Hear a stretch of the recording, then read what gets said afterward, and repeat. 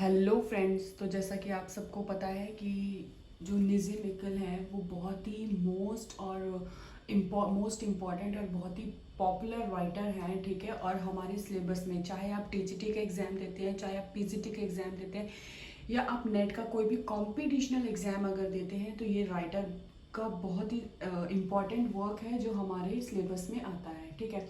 तो आज हम निज़िम इकल के बारे में पढ़ेंगे, ठीक है, जो कि 20th सेंचुरी के राइटर थे। अब देखिए, इसमें इतनी टफ इंग्लिश तो नहीं है जो आप लोगों को समझ में ना आए, लेकिन इनकी पूरी बायोग्राफी रीड करके जो बहुत मेन चीज़ें हैं और प्रीवियस क्वेश्चन पेपर के अकॉर्डिंग जो चीज़ें आपसे पूछी जा चुकी हैं या पूछ सकते हैं, जो बहुत ही इम्पॉर्टेंट है और जर्नल है, मतलब आपको पता होनी चाहिए इनके बारे में, वो चीज़ें मैंने आपके लिए फाइंड आउट करके यहाँ पे लिखी हुई है। बहुत ही इजी वे में लिखी है, ऐसी कोई इंग्लिश वर्ड यहाँ पे यूज़ नहीं है जो आपके इजीली समझ में ना आए, ठीक है। तो चलिए स्टार्ट करते हैं। First line, born in Bombay in 1924, ठीक है, आप सभी को पता है।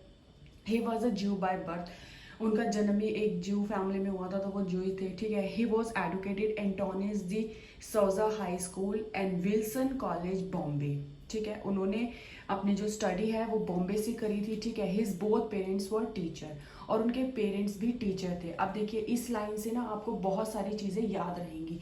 अगर उनके पेरेंट्स टीचर है तो उन्होंने भी एज अ प्रोफेसर काम किया हुआ है, ठीक है। आगे हम आगे पढ़ेंगे।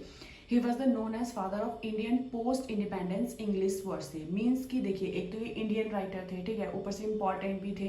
तो इनके जितने भी वर्क है ना वो सारे इंडिया से जुड़े हैं, लेकिन इन्होंने कुछ टाइम बॉम्बे में बिताया है क्योंकि बॉम्बे कॉलेज से भी इन्होंने स्टडी की है। तो इस वजह से बॉम्बे में भी कहीं ना कहीं इनके वर्क में बॉम्बे के लिए भी कहीं ना कहीं प्यार झलकता है, ठीक है। His poem work published in London magazine, ठीक है। जो इनकी पोएम्स थी वो लंदन मैगजीन में फर्स्ट टाइम पब्लिश्ड हुई थी। He belong to Marathi speaking Jewish community from Mumbai known as Bene Israel, ठीक है। इजिकल, वहाँ पे इजिकल शायद इरेज हो गया है, आपको समझ नहीं आ रहा होगा। इजिकल वॉज इन इंग्लैंड 1948, मतलब कि वो 1948 में इंग्लैंड गए थे, ठीक है। ये इसलिए इंपॉर्टेंट है क्योंकि इंग्लैंड में उन्होंने 3 मोस्ट पॉपुलर जो है वो वर्क दिए थे, ठीक है, इंडिया से रिलेटेड ही। और उसके बाद 19 वो वर्क भी हम बाद में डिक्टेट करेंगे, ठीक है। 1952 में वो वापस आ गए थे।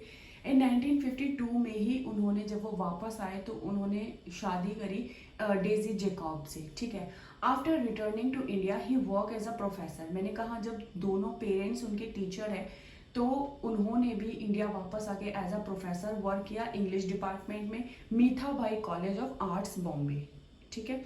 He was a member of journal councils of Lalit कला एंड अकेडमी एंड द साहित्य कला अकेडमी, इन अकेडमियों में भी इन्होंने वर्क किया, ठीक है। तो आप इसका स्क्रीनशॉट भी ले सकते हैं, ठीक है। देखिए, मैं इसलिए नहीं दिख रही क्योंकि ना आपको वर्ड्स मिसिंग हो जाएंगे, ठीक है।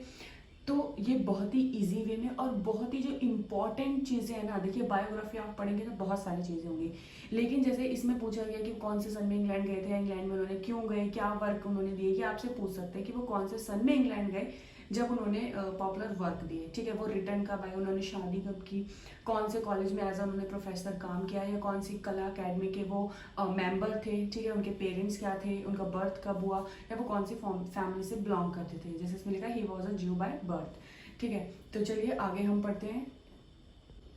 ओके, तो जैसा कि आप देख पा रहे हैं, यहाँ पे कुछ और इम्पॉर्टेंट चीज़ें हैं जो उनके बारे में मैंने नोट डाउन करी है, ठीक है। ही गॉट साहित्य अकेडमी अवार्ड, ठीक है। ये क्वेश्चन नेट में आया हुआ है कि उनको कौन सी अकेडमी से अवार्ड मिला था या कौन से सन में मिला था, ठीक है। ये शायद 2019 या 20 के सेट में आया हुआ है, ठीक है।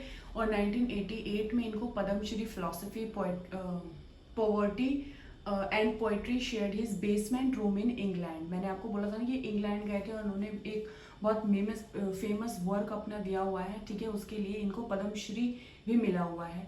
उसके बाद he known as the urban poet of India, ठीक है। ये पूछ रहा था who is the urban poet of India, ठीक है, तो आप निज़िम का ही नाम लेंगे। उसके बाद 9 जनवरी 2004 को इनकी डेथ हो गई थी, ठीक है, किसी बीमारी की वजह से इनकी डेथ हो गई थी।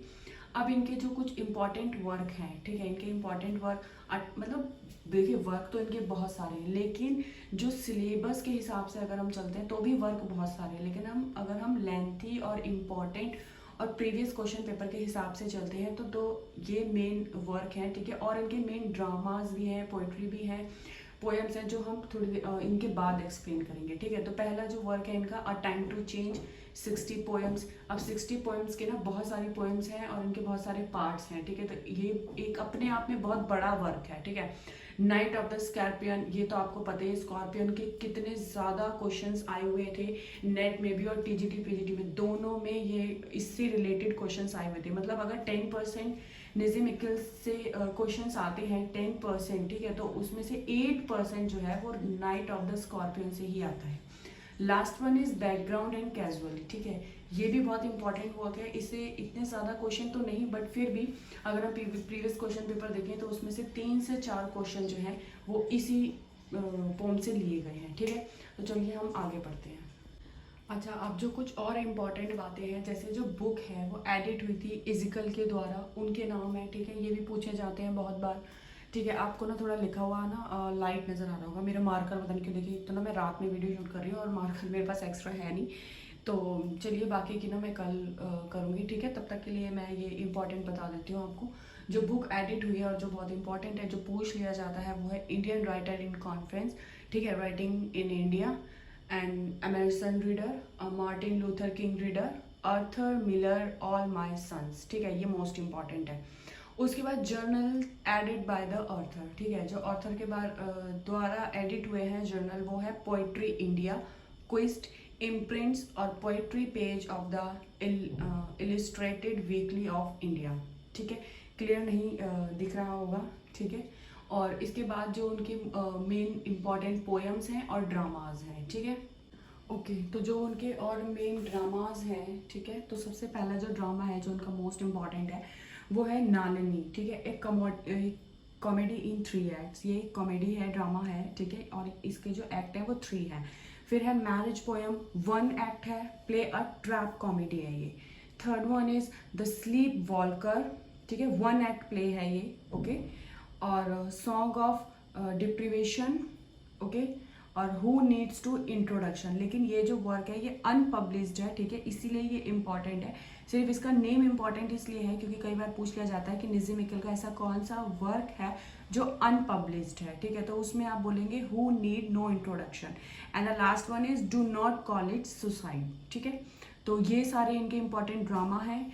एंड अब आ गया पोइट्री कलेक्शन। तो पोइट्री कलेक्शन में द थर्ड, जो कि 1959 में पब्लिश्ड हुआ, ओके।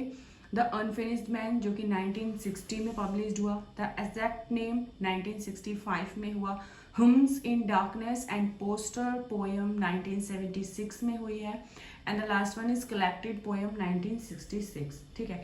तो यहाँ पे जितनी भी इम्पॉर्टेंट चीज़ें थी निज़िम इक्कल के बारे में, 20th सेंचुरी के जो राइटर हैं, वो सारी ही इम्पॉर्टेंट चीज़ें बहुत इजी इंग्लिश में वे में, ठीक है, आपको मैंने समझा दी है, ठीक है। जो जो मतलब पूछा जा सकता है वो सारी ही इंपॉर्टेंट चीज़ें इसमें हो चुकी है, इसके बाहर कुछ भी नहीं है, ठीक है। लेकिन ये जो ड्रामाज पोएम है, ठीक है, और जो इनके और भी इम्पॉर्टेंट वर्क है, उनके मिड में से बहुत सारे क्वेश्चंस ऐसे बनते हैं। एक तरीके से मैंने सिर्फ आपको ये बताया है कि बायोग्राफी क्या है निज़िम जी की पूरी बायोग्राफी और उनके जो इम्पोर्टेंट्स वर्क हैं जो हमारे सिलेबस में, प्रीवियस सिलेबस में पूछे गए हैं, जिनसे रिलेटेड सबसे ज़्यादा क्वेश्चंस आते हैं, ठीक है, वो चीज़ें हमने इस वीडियो में एक्सप्लेन की हैं, ठीक है। और जैसे ही सारा सिलेबस के अकॉर्डिंग और राइटर सारे कंप्लीट हो जाएंगे तो जो इनके वर्क हैं जैसे ड्रामा, पोइट्री और भी अदर वर्क जो भी इनके हैं, हम वो भी डीपली डिस्कस करेंगे, ओके। तो ये वीडियोस आज की हमारी यहीं ख़त्म होती है, ठीक है। मिलते हैं नेक्स्ट वीडियो में, ओके। और हाँ, लास्ट वन मुझे एक चीज़ बोलिए, देखिए आई एम रियली सॉरी, ठीक है, ये जो मार्कर है ना थोड़ा लाइट चल रहा है, ठीक है। मैं कल ही इसको चेंज करती हूँ, काफ़ी मुझे भी इसमें दिख रहा है कि मतलब काफ़ी लाइट शो हो रहा है आप लोगों को, ओके। तो चलिए मिलते हैं नेक्स्ट वीडियो में और बेटर कोशिश करेंगे, ओके। देन बाय, तब तक के लिए अपना ध्यान रखें, अपनी फैमिली का ध्यान रखें, ओके। और हमेशा खुश रहें और ड्रीम्स देखें और उनको पूरा करने के लिए बहुत मेहनत करें, ओके। तो बाय बाय, मिलते हैं नेक्स्ट वीडियो में।